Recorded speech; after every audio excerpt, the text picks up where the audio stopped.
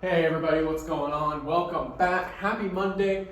We are getting back into things here. Hopefully we are in our last week of virtual, but things may change in the future, so we will stay updated with that. I just want to applaud all of you for your efforts so far. It's been rocky, it's been difficult, but you guys have really given it your all. You've really proven that you are here, you are in it, and I really appreciate all of you who are watching this video. So if you remember, last week we started our new unit on the Middle Ages. So our first unit went over early civilizations, Mesopotamia, our early empires, and now we are into the Middle Ages. So we talked about the fall of Rome last Monday, then the spread of Islam, and then we did a 3-day unit on the Crusades. Now, if you don't remember that, you need to go back and you need to watch those videos again. You need to do the questions. Make sure you have all those videos in, because you know it's Monday, which means that I am updating grades today. So make sure you have all of the assignments from last week turned in, so that when I go in today and I go to update grades, I see that you have turned everything in. You get full credit for all of your work. You want full credit, I want to give you full credit, so make sure all of your stuff is in. Today we're going to be talking about the Mongols, or the Mongolian Empire, or the Mongol Empire. I usually refer to it as the Mongol Empire. The reason I have the Mongols here is because we're going to be doing just a little bit of background information before they were an empire. You know, it's a weird background terminology kind of thing. So for background information, I'm just going to refer to them as the Mongols. Then as we go and they develop into an empire, I'll start referring to them as the Mongol Empire. But we're going to be starting that today, day one, just some background information on the Mongols. So I'm going to come over here, I am going to hit the lights, and we are going to get started. So, the Mongols, day one. So, who are the Mongols? Who are the Mongols? Where are they from? What region? What did they do? Why are they important? Why are we learning about them? All of that. So if you remember when we did the ancient Rome PowerPoint on last Monday, the fall of Rome, the start of the Middle Ages, whatever you want to call it.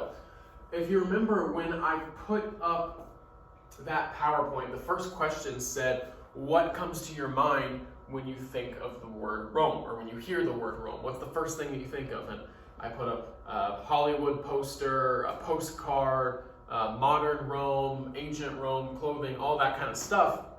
And any of that stuff could have come to your mind. And I thought about doing the same thing for this, but I'm not sure what would come to your mind when I say Mongol. You might have no idea. You may have never heard of the Mongols before in your life, and that is okay. That's perfectly fine. That's perfectly natural. They don't come up a lot in our talks of history, but they are very important to know about. Especially for a region that doesn't get a lot of talk in world history, but is very important. We don't really talk about Asian history a whole lot in traditional world history, and I want to make sure that we touch on just a few empires, at least, starting with the Mongol Empire. So, who were the Mongols? So, some background information on the Mongols. The Mongols were nomads, and if you remember from our first unit, we defined nomads as people who move around. They don't have permanent settlements. So instead they live in tents, something they can easily pick up and move, to follow their food around, anything like that. And they're from the Eastern Steppe. So Eastern Steppe, you might not be able to see. Eastern Steppe's right here. This map is depicting Asia. You have Europe over here. You can see the boot of Italy. You have North Africa, modern day Saudi Arabia, India. So this is kind of a modern map, and this is Eastern Steppe right here. And they form in loosely organized clans. So within the Mongol Empire, you are going to have different clans that are all loyal to each other. So it's not one big unified empire. Now, the unification is going to come around 1200, when a clan leader is going to defeat a rival clan, and he's going to defeat most rival clans to unify all of the clans. So if you are a leader of a clan and you defeat another clan, now that clan becomes part of your clan. So if you keep defeating clans, there's less and less clans. And when I say clan, I just mean a group of people.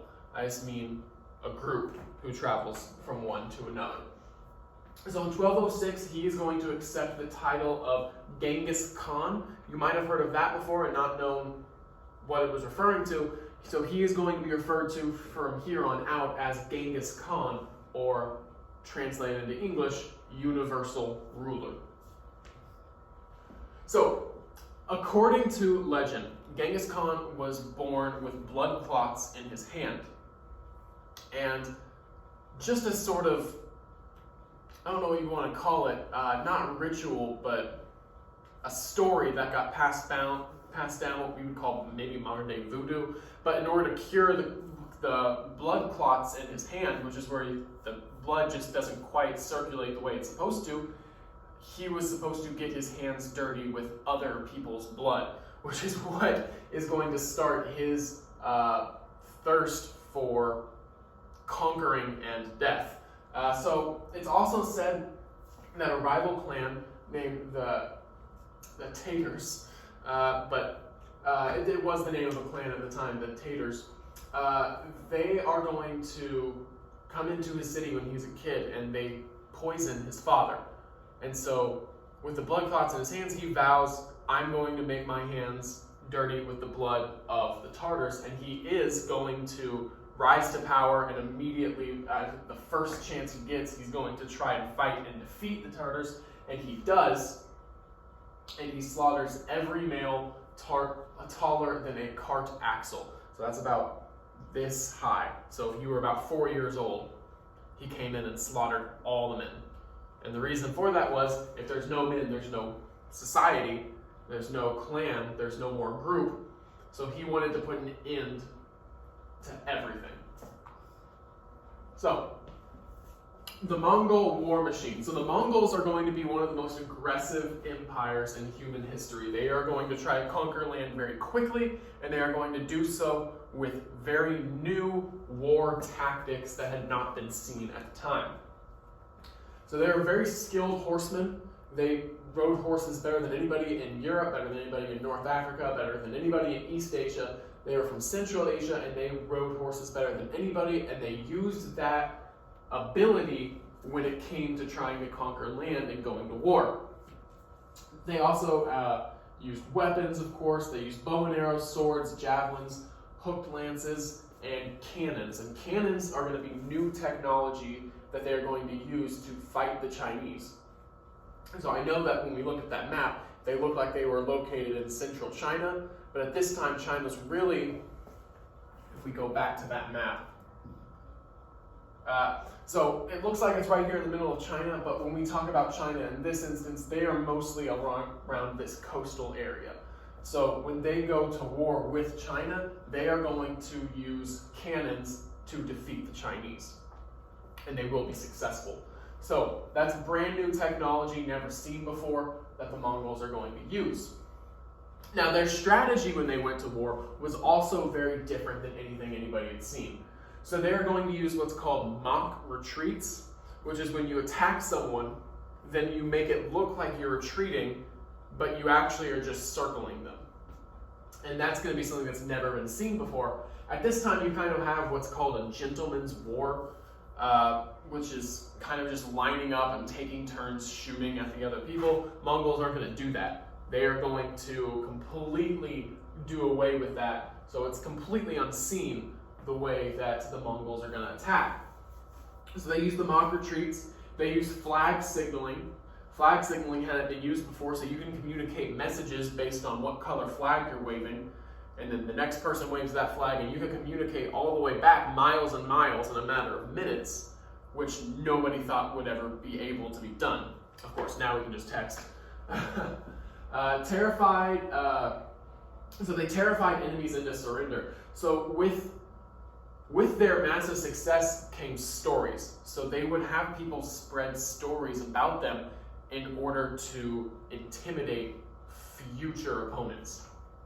So if a city refused to open its gates to Genghis Khan, he might kill the entire population upon its capture. So what that means is if I come up to your gate, if I'm Genghis Khan and I come up to your gate, you better let me in. Just let me in and let me have the city, because if I have to try to take it, I'm going to kill everybody.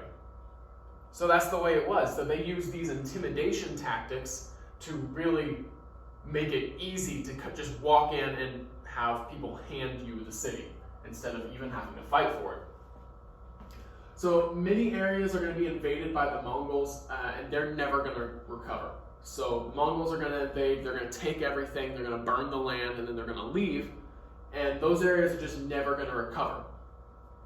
And population, some of them are going to be completely wiped out. Like I said, if you don't open the gates to Genghis Khan, he's just going to wipe out your entire population. Of course, you're not going to recover after that. The Mongols also destroyed ancient irrigation systems so that the land could not resettle. So they come in, they don't just kill everybody. Like if you retreat, if you leave and they can't kill you, they're just going to mess up the land so that you can't farm on it anymore and you can't do anything. They were really just out for blood. They wanted everybody who wasn't Mongolian out of the region.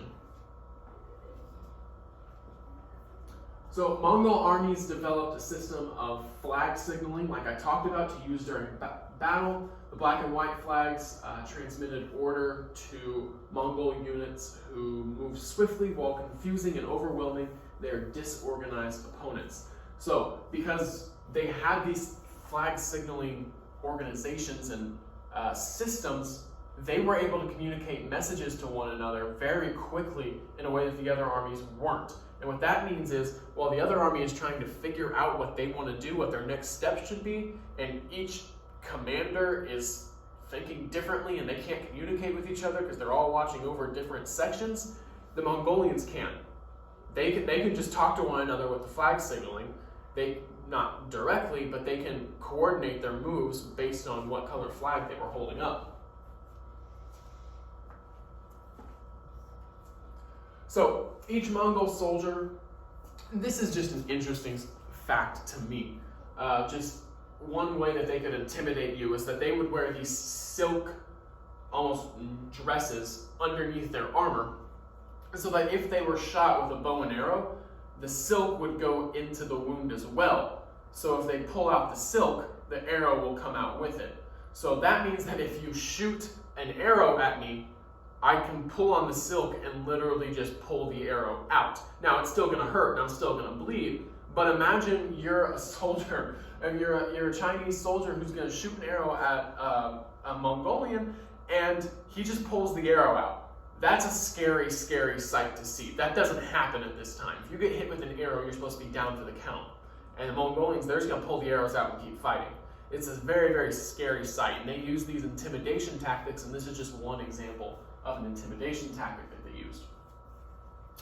So our last point about the Mongolians, you might have been able to guess this, but the Mongol soldiers often died from infection, from battle wounds caused by, in part, very poor hygiene. They're not going to take care of themselves very well. They're kind of barbaric, come into your city, do what they want. They don't take care of the city, they don't take care of the people, they don't take care of themselves. So Mongol warriors, they rarely wash themselves. They're out, they're fighting, they don't bathe. When they did, they used, and you can read that. I mean, this is all just fun facts to know. So their clothing was often worn until it literally rotted off. Now that, I'm not sure how much I believe that, but it is on record. There's primary sources that say that their clothing literally rotted off from how bad they smelled and how dirty they were. So you can choose to believe if you want to. I'm not sure that I do, but I'm not inclined to go against primary resources. So that's going to do it for today. For today's video. I hope you enjoyed it. Today's assignment, of course, make sure you go into Infinite Campus and you mark yourself as present for all 6 of your classes. Make sure that you have completed the questions for today. Make sure you go back to last week. Make sure you have all 5 assignments turned in for last week. You have 1 on Rome, 1 on the spread of Islam, and 3 on the Crusades. Remember that I have office hours today from 1:15 to 3 o'clock. If you're in first period, we are meeting via Google Meets today at 10. If you are in 5th period, we are meeting in Google Meets today at 12:30. And if you do have any questions, please feel free to let me know. But these are your assignments for today and your optional office hours. So please let me know if I can help you with anything. And other than that, later.